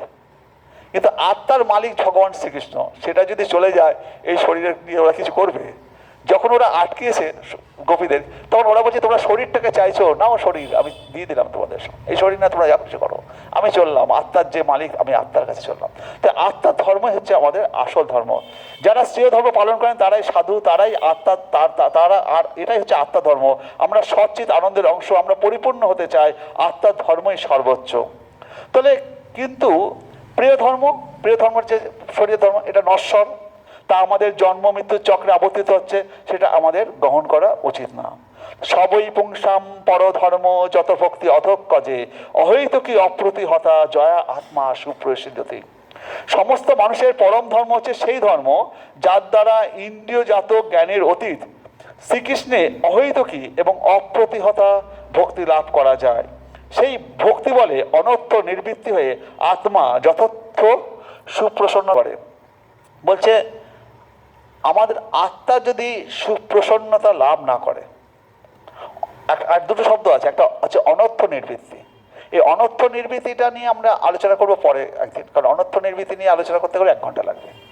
তো অনর্থ নিবৃত্তি বলতে বুঝি, যেমন ধরুন যখন আমাদের যে ব্রজবৃন্দাবনে আমাদের ভক্তিলতা যখন বৃদ্ধিপ্রাপ্ত হয়, তো ভক্তিলতা বৃদ্ধিপ্রাপ্ত হওয়ার সময় কি হয়, যখন বড় বড় গুরু মহারাজরা বক্তব্য রাখতে তারা এমন একটা জায়গায় চলে যায়, এত ধন দৌলত আসতে থাকে, তাদের সাধনায় লাস্টে বাদ চলে যায়, তারা তখন টাকা গুনতে ব্যস্ত হয়ে পড়ে। এটা হচ্ছে উপশাখা, তাহলে তার ভক্তিলতা বৃদ্ধিটা বৃদ্ধিপ্রাপ্ত হচ্ছে। তো এই অনর্থ নিবৃত্তি, এইরকম ধরনের 4 রকম অনর্থ আছে, যেগুলো সাধক জীবনের ক্ষেত্রে উচ্চ মার্গে যেতে গেলে বাধা সৃষ্টি করে। এই অনর্থ নিবৃত্তি করতে হবে। আর হচ্ছে সেটা নিয়ে আমি বললাম পরে একদিন আলোচনা। আর এখানে বলছে আত্মা যথার্থ প্রসন্নতার, আত্মা সুপ্রসিদ্ধতি। আমার যদি আত্মা যদি সুপ্রসন্ন না হয়, তাহলে কি আমরা আনন্দ পাবো? আপনি 10টা রসগোল্লা খেয়েও আত্মা সুপ্রসন্ন হতে পারে, আবার 2টো খেয়েও সুপ্রসন্ন হতে পারে। তো আত্মার সুপ্রসন্নতাটা খুব দরকার। আপনি কাউকে বিবাহ করেছেন, তো তাতে পেয়ে আপনি খুশি, তাহলে সে আত্মা সুপ্রসন্ন। আপনার বাড়িতে যেটুকু খাবার হয়েছে তাতেই খুশি, সেটা হচ্ছে আত্মা সুপ্রসন্ন। সবার ঘরে তো সমান খাবার হয় না, কিন্তু যেটুকু এই খাবারের ক্ষেত্রে হোক, আর ভগবানের নাম জপের ক্ষেত্রে কিন্তু সুপ্রসন্ন হলে চলবে না, ওখানে যেন খিদে থাকে। হ্যাঁ, কিন্তু ঘরের ক্ষেত্রে ঘরের বউ যেমনই হোক, তাতেই আপনার সন্তুষ্ট থাকতে হবে, সুপ্রসন্ন থাকতে হবে, তবে সেই ঘর থাকবে। তো যদি আপনি যদি সুপ্রসন্ন না হন, তাহলে পরে আপনি অন্য স্ত্রীর দিকে যাবেন, তখন পরস্ত্রী কাতর হবেন, আপনার যত বাজে বাজে জিনিসগুলো ঢুকতে থাকবে। তো আত্মার সুপ্রসন্নতাটা খুবই গুরুত্বপূর্ণ। আমাদের যে খাবার খাচ্ছি, যেটুকু দিল ভক্তি করে, সেটা বাড়িতে যা হয়েছে তাই খাই, সিদ্ধ ভাত হচ্ছে তাই খাই। আত্মার সুপ্রসন্নতাটা দরকার, না হলে যদি ওই খাবারটা নিয়ে ঝগড়া করতে থাকে, তাহলে খাবারও স্বাদগ্রস্ত হবে না। যাই হোক, আত্মার সুপ্রসন্নতা খুবই দরকার। তাহলে আমাদের আত্মার সুপ্রসন্ন কী করে হবে? সেটা হচ্ছে সমস্ত মানুষের পরম ধর্ম হচ্ছে সেই ধর্ম যার দ্বারা ইন্দ্রিয়জাত জ্ঞানের অতীত সেই শ্রীকৃষ্ণের অহৈতুকী এবং অপ্রতিহতা ভক্তি লাভ করা যায়। সেই ভক্তি বলে অনর্থ নিবৃত্তি এবং আত্মা যথার্থ প্রসন্নতা লাভ করে। শ্রীকৃষ্ণের প্রতি যে ভক্তি তা পরধর্ম। পর মানে ভগবান। শ্রীকৃষ্ণের প্রতি যে আমরা ভক্তি করি সেটা হচ্ছে পর মানে ভগবান, পরম ধর্ম, পরতর ধর্ম। তারপরে শ্রীকৃষ্ণকে ধারণ করে যে ধর্ম, সেটা পরধর্ম পালন করবে। এটাকেই বলা হয় ভাগবত ধর্ম। স্বাভাবিক ধর্ম, গুণাতীত ধর্ম বা দিব্য ধর্ম। তাহলে শ্রীকৃষ্ণ সম্বন্ধে যে ধর্ম, সেটাকেই বলা হচ্ছে ভাগবত ধর্ম, সেটাকেই বলা হচ্ছে পরধর্ম, সেটাই আত্মার ধর্ম। বাকিগুলো হচ্ছে অপরা ধর্ম। অপরা ধর্ম বলতে হচ্ছে শরীরের ধর্ম, শরীরগত ধর্ম। আমাদের ধন দৌলত ঐশ্বর্য চাই, বড় বড় বাড়ি গাড়ি চাই, কিন্তু এগুলো নশ্বর। কিন্তু আত্মার ধর্ম, শ্রীকৃষ্ণের প্রতি যে ভক্তি, সেটা কিন্তু নশ্বর নয়, সেটা নিত্য, সেটা থেকে যাবে। তো এই পরিবর্তনশীল ধর্ম, যেমন আমরা পরিবর্তনশীল শরীরের যে ধর্ম, আমরা পতির সেবা করছি, পতির সেবা, পত্নীর সেবা, পুত্রের সেবা, এই যে সেবাগুলো করছি, এই জন্মটা চলে গেল, পরের জন্মে আবার আর এক কোনো পতি আসবে, আর এক কোনো মা বাবা আসবে, আর এক কোনো সন্তান আসবে, তাদের সেবা শুশ্রূষা করবো। আবার এই জন্ম চলে যাবে, আবার কোনো পতি আসবে, আবার কোনো পত্নী আসবে, আবার কোনো পুত্র সন্তান আসবে। জন্ম ধরে আমরা অনন্ত জন্ম ধরে এই পতি পুত্র সন্তানের সেবাই করে যেতে থাকবো। এই যদি আমরা অপরা ধর্ম, এই শরীরের ধর্মকে গ্রহণ করি, তাহলে এই জন্মান্তরের চক্র থেকে বেরোতে যাওয়াটাই হচ্ছে পরধর্ম, ভগবান শ্রীকৃষ্ণের ভক্তি। আমরা কি কুকুর বিড়ালের মতো এইভাবে জন্ম মৃত্যুর চক্রে আবর্তিত হয়ে যাব অনন্তকাল ধরে, পতি পত্নী সেবাই করে যাব? কিন্তু আসল আত্মার যিনি, হরে কৃষ্ণ, আসল আত্মার যিনি মালিক, তার কাছে যদি আমরা না যেতে পারি, তাহলে কিন্তু আমরা এই জন্ম মৃত্যুর চক্রে পড়তে থাকবো। তাহলে সাউন্ডটা আসতে হয়ে গেল মনে হচ্ছে। হরে কৃষ্ণ। আচ্ছা, পরধর্মই ধর্ম, আর অপরা ধর্ম কোনো ধর্মই নয়। তো এখানটায় একটা ঘটনা হচ্ছে, চৈতন্য মহাপ্রভু যখন আমাদের শ্রীবাস অঙ্গনে তিনি কীর্তন করতেন, শ্রীবাস অঙ্গনে যখন কীর্তন করতেন, তো দিনের বেলায় তিনি দরজাগুলো খুলে কীর্তন করতেন, রাত্রিবেলায় তিনি দরজা বন্ধ করে কীর্তন করতেন। সেখানে বাইরের কারুর প্রবেশ নিষিদ্ধ ছিল, এবং শ্রীবাসের ঘরের যে পত্নীরা, তাদের ভিতর থেকে তারা এই অঙ্গনে আসা নিষেধ ছিল। শ্রীবাসের পত্নীও ইচ্ছা করলে অঙ্গনে সেই কীর্তন দেখতে পাবে না। তো শ্রীবাসের ওইখানে কীর্তনে ভগবান মহাপ্রভু কীর্তন করছেন। কীর্তন করতে করতে মহাপ্রভুর হঠাৎ যেন কীর্তন হচ্ছে, তো মহাপ্রভুর কীর্তন করে সেই সময় শ্রীবাসের যে ছেলে ছিল, সেই শ্রীবাসের ছেলে অসুস্থ হয়ে পড়েছে। শ্রীবাসের পত্নী লোক দিয়ে খবর পাঠালো শ্রীবাসের কাছে যে ছেলেটা খুব অসুস্থ, তুমি শীঘ্রই আসো। তো শ্রীবাস তো প্রথমে আসতে চায়নি, কারণ শ্রীবাস যদি চলে যায় মহাপ্রভুর কীর্তনে যদি অসুবিধা হয়। তো শ্রীবাস তারপরে গেলেন, গিয়ে দেখছেন যে বউ কাঁদছে, এমন জোরে কাঁদছে বউ। তো শ্রীবাস তখন দেখছে ছেলে মৃত অবস্থায় বউর কোলে পড়ে আছে, বউ কাঁদছে। শ্রীবাস তখন বলছেন যে তুমি এরকম কাঁদছো, আমার প্রভুর যে বিঘ্ন ঘটবে কীর্তনে, আমার সন্তান তো চলে গেছে, তাকে তো আর ফিরে পাবো না, কিন্তু আমার প্রভুর বিঘ্ন ঘটলে তাহলে তো আমার জীবন চলে যাবে। আমার শ্রীবাসে ঘটনা ঘটেছিল কি, শ্রীবাসে যখন 17 বছর বয়স, সে নাস্তিকের মতো ছিল, বিদ্যাগান পণ্ডিত ছিল, নাস্তিকের মতো ছিল। সে কখনো ভগবানকে ডাকতো না, কিন্তু ব্রাহ্মণের সন্তান, কখনো ভগবানকে ডাকেনি। তো সেই দিনকে ভোরবেলায় শ্রীবাস মানে দিব্য বাণী শুনতে পেল যে আজকে তোর মৃত্যুদিন, তুই তো এই জন্মে ঠাকুরের কোনো নাম কীর্তন করলি না, আজকে তোর মৃত্যু আছে, আজকের দিনে, আজকে তুই মারা যাবি যে কোনো সময় মুহূর্তে, আজকে তোর মৃত্যুদিন। তো শ্রীবাস তখন ভাবছে আমার এক বাবা ব্রাহ্মণ ছিল, গায়ত্রী মন্ত্র পড়তো, আমি তো এখন গায়ত্রী মন্ত্রও ভুলে গেছি, সব মন্ত্র ভুলে গেছি, আমি তো ব্রাহ্মণ হয়ে ব্রাহ্মণ কোনো ভগবানের কিছু করিনি, তো আমার আজকে মৃত্যু হয়ে যাবে। তো শ্রীবাস মনের দুঃখে রাস্তা দিয়ে হাঁটছে। তো তখন একটা পণ্ডিত তার ছাত্রদেরকে তখন তিনি শ্রীমদ্ ভাগবতের একটা শ্লোক পড়াচ্ছেন, বহা পীড়ম নট বড় বপু। এই শ্লোকটা যখন পড়াচ্ছেন, তো শ্রীবাস তখন ওখানে দাঁড়িয়ে গেছেন যে বাহ, সুন্দর শ্লোক, আমি তো ভাগবত পাঠ তো করলামই না, আজকে আমার মৃত্যুদিন। তো শ্রীবাস তখন ওই অঙ্গনে ঢুকে গেছে, ঢুকে গিয়ে ওই ভাগবতের পাঠটা শুনছে, আর সবাই ছাত্ররাও পড়ছে ওই ভাগবতের পাঠ, শ্রীবাস শুনছে।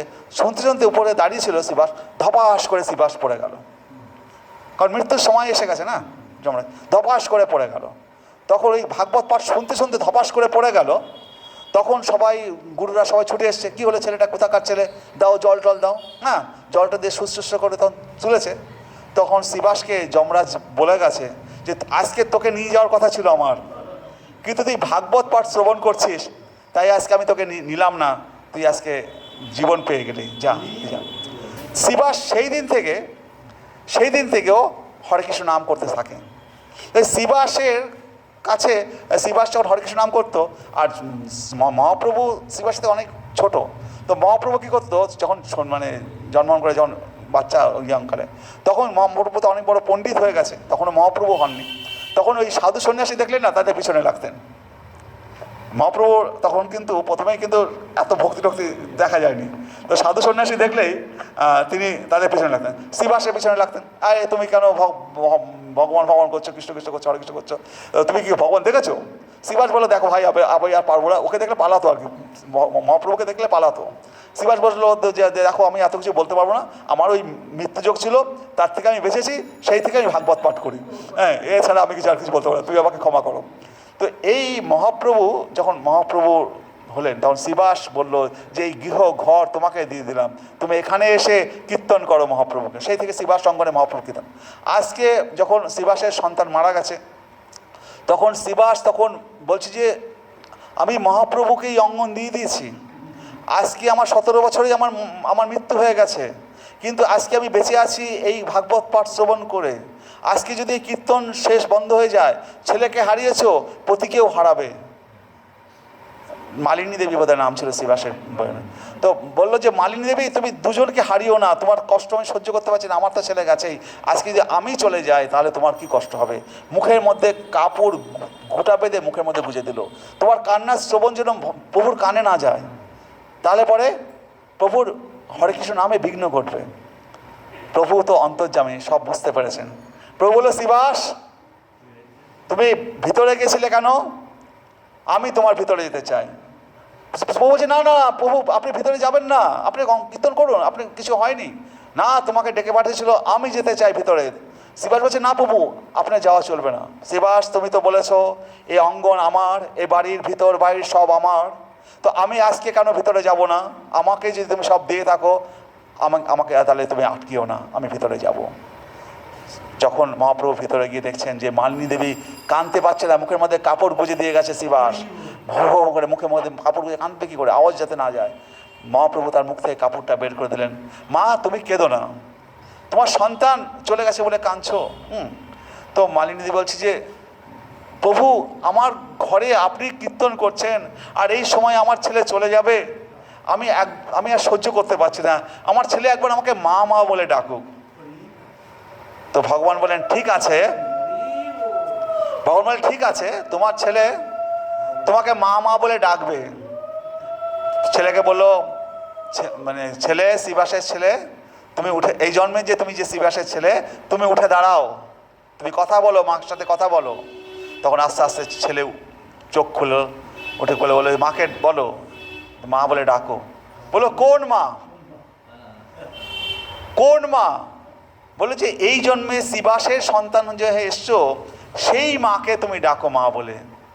বলে প্রভু যখন বলছেন, আমি তাহলে মা মা বলে ডাকছি, কিন্তু আমার তো বহু জন্মে বহু বহু মাতা পিতা রয়েছে, আমার এই জন্মে এই মা বাবার কাছে আমি এসছি, আর আগের জন্মে বহু বহু মাতা পিতা রয়েছে, আর এই জন্মে আমার কর্ম শেষ, তাই আমি চলে যাচ্ছি।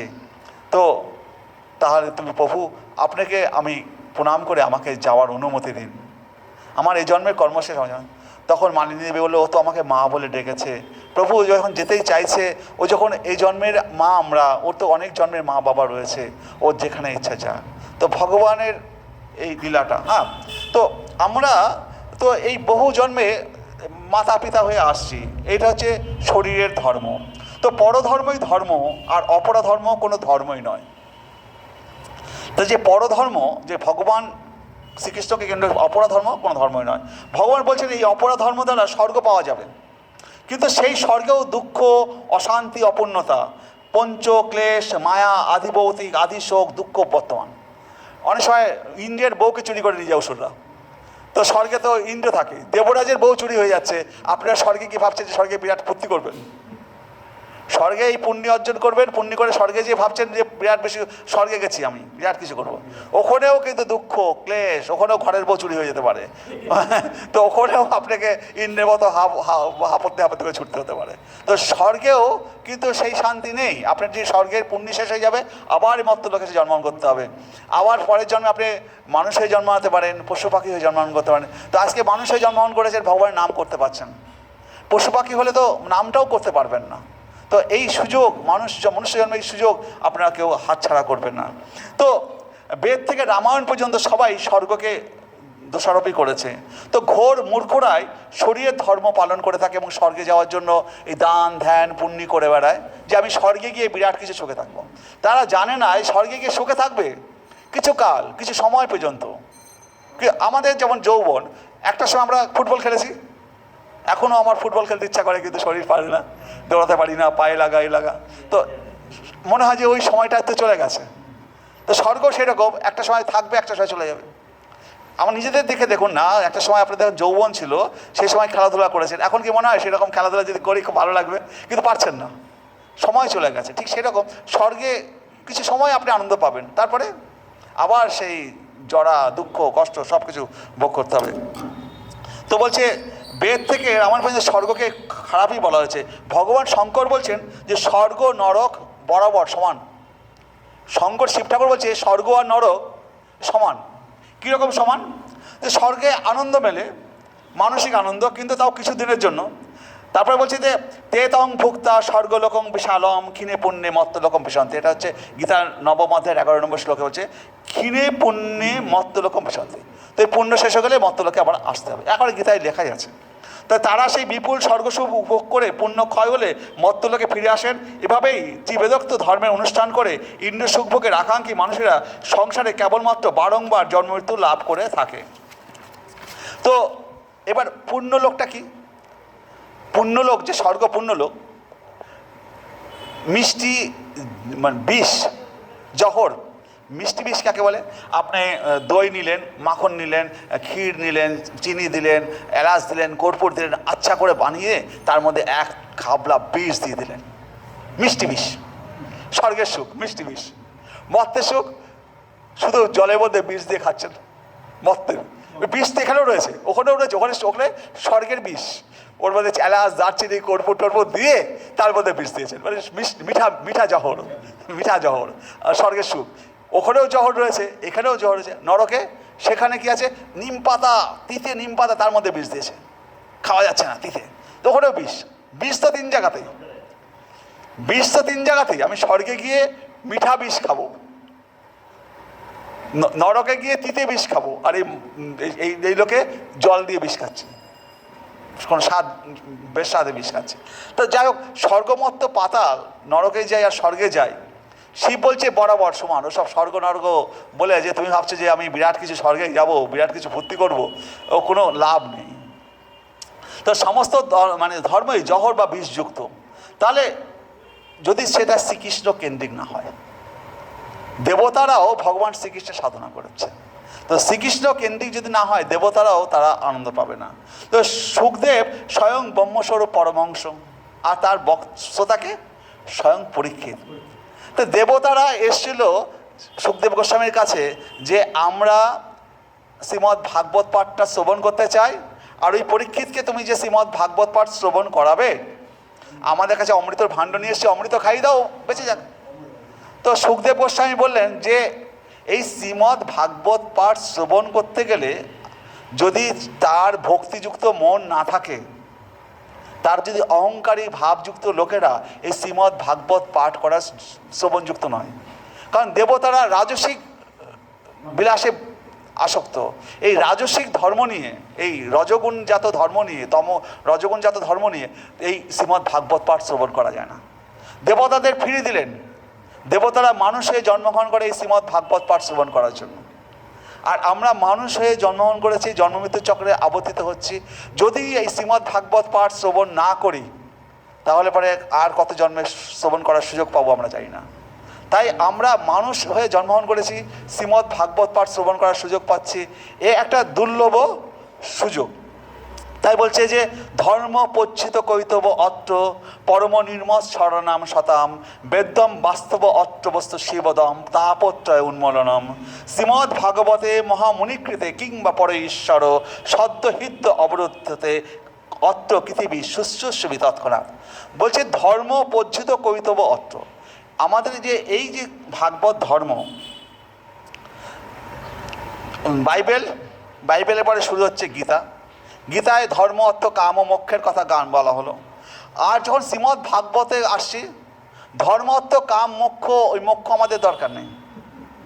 ধর্ম অর্থ কাম মোক্ষ আমাদের মানে সম্পূর্ণরূপে পরিত্যাগ করে ধর্ম পচ্ছিত কৈতব অর্থ, ওগুলো হচ্ছে ছল ধর্ম। যারা অর্থ দেবে, কাম দেবে, ধন দেবে, ঐশ্বর্য দেবে, সেগুলো নিয়ে আমরা কি করব? সব তো ফেলে চলে যেতে হবে। ধর্ম অর্থ কাম মোক্ষ এসব ফেলে চলে যেতে হবে। তো ওইগুলো নিয়ে আমরা কি করব? আত্মার ধর্ম, যেখানে আত্মার সুপ্রসিদ্ধ হবে, আত্মা যেখানে নিত্য আনন্দময় থাকবে, সেই ধর্মই আমাদের গ্রহণ করা উচিত। নাহলে জন্মমৃত্যু চক্রে বারবার পিতা মাতা পুত্র নিয়ে ঘুরতে থাকবো। তো বলছি ধর্ম পচ্ছিত কৈতবত পরম নির্মৎসর, যারা নির্মৎসর, যাদের আত্মা নির্মৎসর হয়েছে, যাদের পাপ দূরীভূত হয়েছে, তারাই এই ভাগবতে পাঠের শ্রবণ করার অধিকারে। তো আপনারা যে এসছেন, আপনারা কিন্তু বহু জন্মের পুণ্য ফলে এই ভাগবত পাঠ শ্রবণ করছেন, আপনারা সেটা নিজেরাও জানেন না। ভাগবতের এইটা হচ্ছে মূল গুণ। মানে কখন যে আপনাকে সুচ ফুটে ইঞ্জেকশন করে দিয়েছে আপনি টেরি পাননি। অনেকে আছে না, বাড়িতে এসে ইঞ্জেকশন করে দেয়, আরে ইঞ্জেকশন হয়ে গেছে, হ্যাঁ, কিন্তু ইঞ্জেকশনটা হচ্ছে এমনভাবে আপনি টের পাচ্ছেন না। তো আপনারা এই ভাগবত ধর্ম এমনভাবে আপনাদের মধ্যে ভগবান আপনাদেরকে তুলে নিয়ে যাচ্ছে, আপনারা নিজেরাই জানেন না কখন ভগবান আপনাদেরকে সুচ ফুটিয়ে ইঞ্জেকশন আনন্দের মাধ্যমে নিয়ে চলে যাচ্ছে। আপনাদের তপস্যা করতে হচ্ছে না, এক পায়ে খাড়া হয়ে তপস্যা করতে হচ্ছে না, কষ্ট করতে হচ্ছে না, না খেয়ে থাকতে হচ্ছে না। এইটা হচ্ছে ভাগবত ধর্ম। তো বলছে ধর্ম তো কাম মোক্ষ সমস্ত জড় বাসনা যুক্ত সব রকমের ধর্ম সম্পূর্ণভাবে বর্জন করে এই ভাগবত পুরাণ পরম সত্যকে প্রকাশ করছে। আর যা কেবল সর্বতভাবে নির্মৎসর ভক্তরাই শ্রবণ করতে পারে বা হৃদয়ঙ্গম করতে পারে। যাদের হৃদয় নির্মৎসর নয়, যাদের হৃদয় ধর্মত্ব কামের প্রতি যারা ছুটে বেড়াচ্ছে, তারা এই ধর্মকে, এই ভাগবত ধর্ম আসতেই পারবে না, শ্রবণ করার এই অন্দরে ঢুকতেই পারবে না, ভগবান তাদের ঢুকতেই দেবে না। আপনারা ভেবেছেন আপনারা এসছেন, আপনারা আসেননি, ভগবান আপনাদের নিয়ে এসছে। হ্যাঁ, আপনারা ভাবছেন আমি করছি, এইখানটা হচ্ছে আমরা যা ভাবি যে পুরুষাকার, এটাকে বলে পুরুষাকার, আমি করছি। এই পুরুষাকারের সাথে ব্যাপারে আমাদের ব্যাসদেবের সাথে জৈমিনী তার শিষ্য একটা লড়াই হয়েছিল। জৈমিনী বলছিল আমি পুরুষাকারকে বিশ্বাস করি, আমি কাজ করব, আমি খাটবো, আমি সমস্ত কিছু করব, তো আমার কোনো দাম নেই, আমার পুরুষাকারের কোনো ইয়ে নেই, আমার শরীরে শক্তি আছে, ইয়ে আছে। ব্যাসদেব বললো ঠিক আছে, পরে তোমার এই উত্তর দেবো। জৈমিনী বাড়িতে এসছেন, তখনকার দিনের ঋষিদের যে আশ্রমগুলো হতো বনের মধ্যে হতো। তো জৈমিনী আশ্রমে এসছেন, একটা প্রদীপ জ্বলছে সেই আশ্রমে। রাত্রিবেলায় রাত 11-10টা করে দিকে একটা অপূর্ব সুন্দরী রাজকন্যা এসছে। বলছে মহামুনি, আজকে আমি রাস্তায় বন হারিয়ে আপনার এইখানটা আলো জ্বলছে দেখে এসেছি, আমাকে রাত্রিবেলাটা আশ্রয় দিন। অপূর্ব সুন্দরী। জৈমিনী বললো মা, তুমি এই ঘরটায় থাকো রাত্রিবেলায়, কাল সকালে তুমি চলে যাও। আর একটা জিনিস, আমি তো ঋষি, তো এখানে অনেক ভূত পেত আছে, আমার রূপ ধরে ধরে যদি কেউ তোমাকে এসে ডাকেও, আমার গলায় আমার রূপ ধরে যদি ডাকেও, তুমি কিন্তু তোমার দরজা খুলবে না। এবার জৈমিনী ঘরে এসছে, কিছুক্ষণ বাদে তার মনের মধ্যে ওই সুন্দরী রাজকন্যার প্রতি তার মনের মধ্যে উদ্বেগ জেগে উঠেছে, কাম জেগে উঠেছে। জৈমিনী আর থাকতে পারছে না, জৈমিনীকে ডাকছে দরজা খোলো, দরজা খোলো। বলছে না না গুরুদেব, আমি দরজা খুলবো না, আমাকে আমার গুরুদেব জৈমিনী ঋষি বলে দিয়েছে জৈমিনীর রূপ ধরে তার কথা নকল করে অনেক ভূত প্রেত এসে আমাকে ডাকবে, আপনি নিশ্চয়ই সেই ভূত প্রেত, আমি দরজা খুলবো না। জৈমিনী তখন ঘরে ফিরে এসছে, এসে বলছি যে তাহলে আমার কি হলো? হ্যাঁ, আমার তাহলে কি হলো? আমার যে পুরুষাকার, আমার পুরুষাকারে তো আমার কন্ট্রোল নেই। আমি ডাকছি তাকে, জৈমিনী সেই রাত্রে ছুটে গেছে ব্যাসদেবের কাছে, গুরুদেব আমাকে বাঁচান। আপনি যে বলেছিলেন আমাদের পুরস্কারের অহংকার, সেই অহংকারে উত্তর আমি পেয়ে গেছি। হ্যাঁ, তো এরকম আমরা ভাবছি যে আমরা এসছি, আমার ক্ষমতায় ছুটে এসছি, বাড়ির সবাইকে বলে এসছি আমি এসছি, কিন্তু ভগবান আপনাদের নিয়ে এসছে, তাই আপনারা এসছেন। আমাদের পুরুষাকারের কোনো মূল্য নেই। আমরা মানে জলের স্রোতে ভেসে চলেছি খড়কুটোর মতো। ভগবান যদি কোনো পাড়ে স্থান দেন, স্থান পাবো, কোনো পাড়ে যদি স্থান না দেন আমরা ভেসে চলে যাব। তো ভগবানের কৃপায় আমরা চলছি। তো ভগবানকে স্মরণ করে চলুন, তো ভগবান আমাদেরকে ঠিক নিয়ে যাবেন। তো বলছে ধর্ম সনুষ্ঠিত পুংসাম বিশ্বক সেন কথা সুজ ন উৎপাদয় যদি রতিম শ্রম এব হি কেবলম। বলছে স্বীয় বৃত্তি অনুসারে বর্ণাশ্রম পালনরূপ স্বধর্ম অনুষ্ঠান করার ফলেও যদি পরমেশ্বর ভগবানের মহিমা শ্রবণ কীর্তনে আসক্তির উদয় না হয় তাহলে বৃথা শ্রবণ মাত্র। বলছে স্বীয় বৃত্তি অনুসারে, আমরা স্বীয় বৃত্তি অনুসারে ধর্মাশ্রম পালন করি, অনেক ধর্ম করছি, কিন্তু যদি ভগবানের প্রতি আসক্তি না হয়, ভগবানের প্রতি যদি ভালোবাসা না হয়, তাহলে এই শ্রবণ কীর্তনে আসক্তি যদি উদয় না হয় তাহলে বৃথা শ্রম মাত্র। তাহলে যতই আমরা ধর্ম করি, যদি শ্রীকৃষ্ণের প্রতি আমাদের ভালোবাসা না জন্মায়, তার প্রতি আসক্তি না জন্মায়, প্রতি শনিবার হলে এখানে ছুটে আসবো, এই আসক্তি যদি উদয় না হয় তাহলে বৃথা শ্রম মাত্র। তাহলে এই শ্রমের কোনো মূল্য নেই। সে সারা জীবনে এরকম ধর্মই করে যাবে, কিন্তু ভগবানের প্রতি আসক্তি, ভগবানের প্রতি ভালোবাসা যদি উদয় না হয় তাহলে বৃথা শ্রম মাত্র। যে ধর্মই হোক না কেন, যদি তার শ্রীকৃষ্ণে ভক্তির উদয় না হয় সেটা বৃথা পণ্ডশ্রমী হয়ে থাকে। যে ধর্ম শ্রীকৃষ্ণে অনুরাগ উৎপন্ন করে না সেটা কখনোই ধর্ম হতে পারে না, তাকে জঞ্জালের স্তূপেই ছুড়ে দেওয়া উচিত। ভগবানের ধর্ম কিন্তু প্রিয় নয়, ভগবানের ভক্তিটা প্রিয়। আমাদের মূল জায়গা হচ্ছে ভক্তি। ভগবানের প্রতি আমার ভালোবাসাটা আছে কিনা, আমি এখানে ভগবানের কথা শুনতে আসবো কিনা, ভগবানের দেখে প্রণাম করবো কিনা, এই ভক্তিটা আমার আছে কিনা। ভগবানকে আসলাম, ভগবানকে প্রণাম করলাম না, অন্যদিকে তাকিয়ে থাকলাম, এই ভক্তিটা কিন্তু আমাদের মূল দরকার। আমরা ভগবানের কাছে আসলাম, ভগবানকে প্রণাম করলাম, কথা না শুনতে পারি, ভগবানের রূপটা দর্শন করার চেষ্টা করলাম, পায়ের দিকটা তাকালাম, ভগবানের বসনগুলো দেখলাম, ভগবানের অঙ্গের প্রতি এই বিগ্রহটাকে ভগবানের জীবন্ত রূপ ধারণ ভাবতে হবে, এইটাকেই প্রণাম করতে হবে, এটাকেই করতে হবে। এইভাবে আমাদের যদি 12 গুণযুক্ত ব্রাহ্মণের যে 12টা গুণ আছে, সম দম ইন্দ্রিয় সমস্ত আছে, 12 গুণযুক্ত ব্রাহ্মণ তো আজকে পৃথিবীর জগতে যে খুঁজাও যায় কয়েকজন পাওয়া যাবে কিনা সন্দেহ, কিছু পাওয়া যেতে পারে। তো এইরকম দুর্লভ ব্রাহ্মণও যদি কৃষ্ণ ভক্তি না করে, আর একজন চণ্ডাল যদি কৃষ্ণ ভক্তি করে, ওই ব্রাহ্মণের থেকে ওই চণ্ডাল অনেক বড়। হরে কৃষ্ণ। তো ব্রাহ্মণ হলেই হবে না, কৃষ্ণ ভক্তি করতে হবে। 12 গুণযুক্ত ব্রাহ্মণও একজন চণ্ডালের কাছে হেরে যাবে যদি চণ্ডালটা কৃষ্ণ ভক্তি করে আর সে যদি কৃষ্ণ ভক্তি না করে।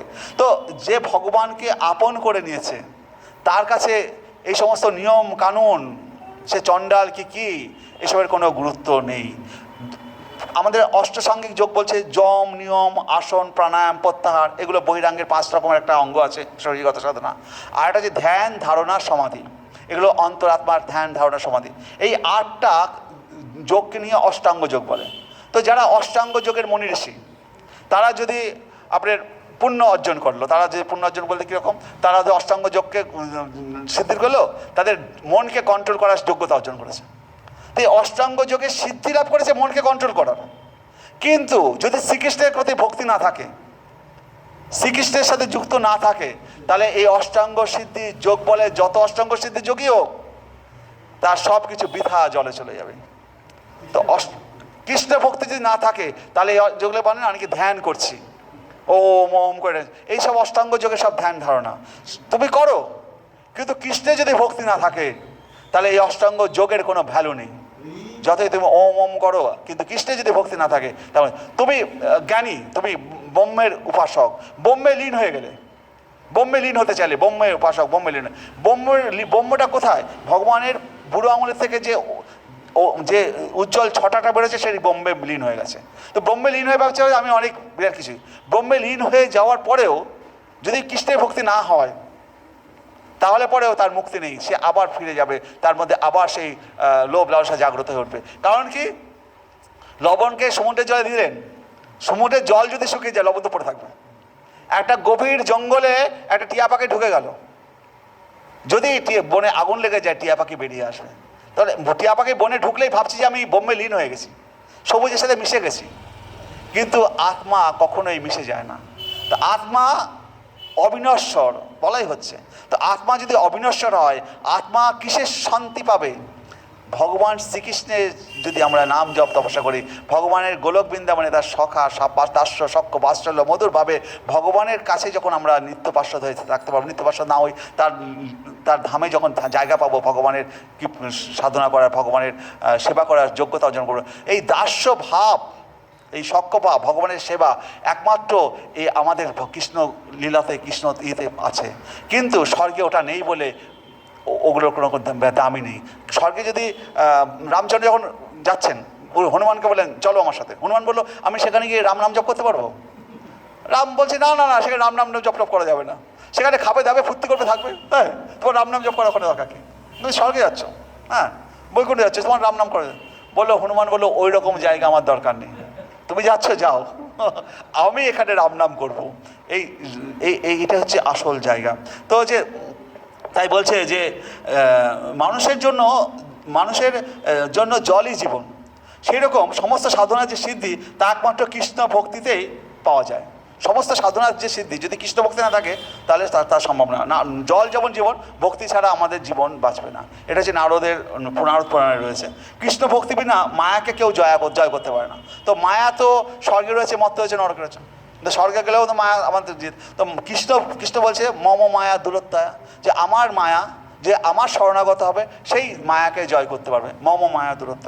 তো দুঃখ চলে যাবে, তবে তো আনন্দ আসবে। তো কামনায় যে সবচেয়ে বড় রোগ, আমাদের যে কামনা বাসনা, এটা হচ্ছে সবচেয়ে বড় রোগ। শ্রীকৃষ্ণকে সবসময় স্মরণ করা উচিত, এটাই বিধি। আর শ্রীকৃষ্ণকে কখনোই ভুলে যাওয়া উচিত নয়, এটা হচ্ছে নিষেধ। এই বিধি এবং নিষেধ ছাড়া যত ধর্ম আছে সব ছল ধর্ম, সবগুলোকে ত্যাগ করা উচিত। বিধি কি? শ্রীকৃষ্ণকে সবসময় স্মরণ করা উচিত, এটা হচ্ছে বিধি।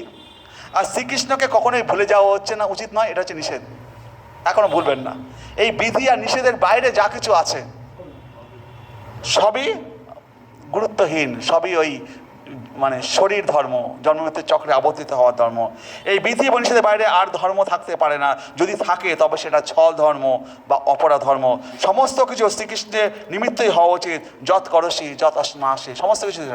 তো ভাগবতে বলছে বাসুদেব পরা বেদা, বাসুদেব পরা মখা, বাসুদেব পরা যোগা, বাসুদেব পরা ক্রিয়া, বাসুদেব পরম জ্ঞানম, বাসুদেব পরম তপ, বাসুদেব পর ধর্ম, বাসুদেব পরাগতি। বৈদিক শাস্ত্রে জ্ঞানের পরম উদ্দেশ্য হচ্ছে পরমেশ্বর ভগবান। তো বৈদিক শাস্ত্রে জ্ঞানের পরমেশ্বর হচ্ছে পরমেশ্বর ভগবান শ্রীকৃষ্ণ। যজ্ঞ সম্পাদনের উদ্দেশ্য হচ্ছে ভগবানের প্রীতি বিধান করা, আর যোগের উদ্দেশ্য হচ্ছে তাকে জানা। বাসুদেব পরা বেদা, বাসুদেব পরা মখা, বাসুদেব পরা জগা, বাসুদেব পরা ক্রিয়া, বাসুদেব পরম জ্ঞানম, বাসুদেব পরম তপ, বাসুদেব পর ধর্ম, বাসুদেব পরাগতি। তো বৈদিক শাস্ত্রের পরম জ্ঞানের উদ্দেশ্য হচ্ছে পরমেশ্বর ভগবান শ্রীকৃষ্ণকে জানা। যজ্ঞ সম্পাদনের উদ্দেশ্য হচ্ছে ভগবানের প্রীতি বিধান করা, এবং যোগের উদ্দেশ্য হচ্ছে তাকে জানা। সমস্ত রকম কর্মের চরম ফল হচ্ছে তিনি দান করেন। সমস্ত কর্মের চরম ফল তিনি দান করে থাকেন, বাসুদেবী দান করেন। পরম জ্ঞান এবং সমস্ত তপশ্চর্যের উদ্দেশ্য হচ্ছে তাকে জানা, এবং তার প্রতি প্রেমময়ী সেবায় যুক্ত হওয়াই হচ্ছে ধর্মের উদ্দেশ্য। ভগবানের প্রতি প্রেমময়ী সেবায় যুক্ত হওয়াই হচ্ছে ধর্মের উদ্দেশ্য। তিনি হচ্ছেন জীবনের পরম উদ্দেশ্য। বড় ধর্ম ব্যতীত আর কোনো ধর্মই নেই। শ্রীকৃষ্ণ ব্যতীত আর কোনো ধর্মই থাকতে পারে না। এই শরীরে সুখ তো পশুর পাখিদেরও আছে। এই শরীরে আমরা যে সুখ লাভ করি পশু পাখিদেরও আছে। কারণ কীরকম? তারা তো আর সেই রকম সুখ আমরাও পাই না। পশু পাখিরা যেমন সুখ পায় আমরাও পাই না। কারণ কি? তারা ন্যাচারাল হাওয়াতে খাচ্ছে, ন্যাচারাল ফল খাচ্ছে, ন্যাচারাল জায়গায় থাকছে, যখন খুশি উড়ে বেড়াচ্ছে, যখন খুশি যেখানে খুশি যাচ্ছে। ওরা যেমন সুখে আছে, ওদের ডাক্তার বৈদ্যও লাগে না। আমাদের একটু কিছু হলে ডাক্তার বৈদ্য কিছু দৌড়াতে হচ্ছে। ওদের মতো সুখ তো আমরাও পাচ্ছি না। আজকে পশু পাখিরা যেমন সুখ অর্জন করে, আবার পশু পাখিরা আমরা ছেলে মেয়েদেরকে কলেজে পড়াচ্ছি, করছি, আদর আপ্যায়ন করছি, খেলনা দিচ্ছি, করছি। আমরা ছেলে মেয়েদের আদর করে ভালোবাসা দিয়ে ভাবছি আমরা অনেক বেশি ভালোবাসাচ্ছি। পশু পাখিরা গরু তার বাছুরকে জীব দিয়ে চাটে এবং তার দ্বারাই তারা সেই আনন্দ পায়। সুতরাং আমরা যে এই পশু পাখির থেকে বেশি কিছু আনন্দ লাভ করছি, ফ্যান লাইট জ্বালাচ্ছি, চাঁদে যাবো, করবো, এগুলো কোনো দরকার নেই, কদিনের জীবন। আজকে কিছু সময়ের জন্য আপনি সুখ পেতে পারেন, তারপরে বয়স চলে গেল, যৌবন চলে গেল, বৃদ্ধকাল চলে গেল, তো মানে তারপরে বল হরি হরি বল হয়ে যাবে। তো কোনো কিছুই তো স্থির নেই। তা আমরা ছেলে মেয়েদের ভালোবাসি, সেটাও বাছুর সামান্য চেটেই সেটা পেয়ে থাকে। এত জ্ঞান অর্জন করো, এত মেহনত করো, সবই অজ্ঞান জ্ঞান, অজ্ঞান প্রধান, সবাই কিছু অজ্ঞান প্রধান। তো জ্ঞান প্রধান হওয়ার কথা কি? জ্ঞান প্রধানটা কি? জ্ঞান প্রধান হওয়ার অর্থ আমরা পরধর্ম পালন করব, শ্রীকৃষ্ণকে ভক্তি করব, ভগবান শ্রীকৃষ্ণকে ধারণ করব। সেই কারণে আমরা মনুষ্য জন্ম পেয়েছি। আমরা কিন্তু মনুষ্য জন্ম পেয়েছি ভগবান শ্রীকৃষ্ণকে পাবো, সেই পরধর্ম গ্রহণ করব। ধর্মবিহীন জীব পশুবি সমানা। যদি ধর্ম ছাড়া যদি জীব হয় পশুর সমান, পশুবি সমান। মানুষের ধর্ম কি? শ্রবণ, শৌচ, ধারণ করা। শ্রবণম কীর্তনম মঙ্গলম, যে নবদা ভক্তি রয়েছে। নাম গুণ লীলা সংকীর্তন করো, রূপ ভগবানের রূপের ধ্যান করো। নাম রূপ গুণ লীলা ব্যতিরেকে সকলেই মানে পরিত্যাজ্য। সর্বধর্মান পরিত্যাজ্যং মামেকং শরণং ব্রজ। যে সমস্ত ধর্ম ভগবান ছাড়া সমস্ত কিছু পরিত্যাজ্য, তার রূপ গুণ লীলা শ্রবণ করো। হরে কৃষ্ণ কৃষ্ণ কৃষ্ণ হরে হরে, হরে রাম রাম রাম হরে হরে। এইটাই হচ্ছে আমাদের ধর্ম।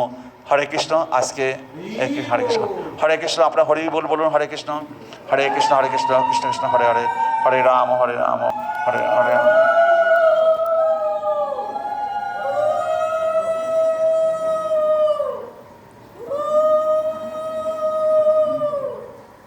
হরে কৃষ্ণ।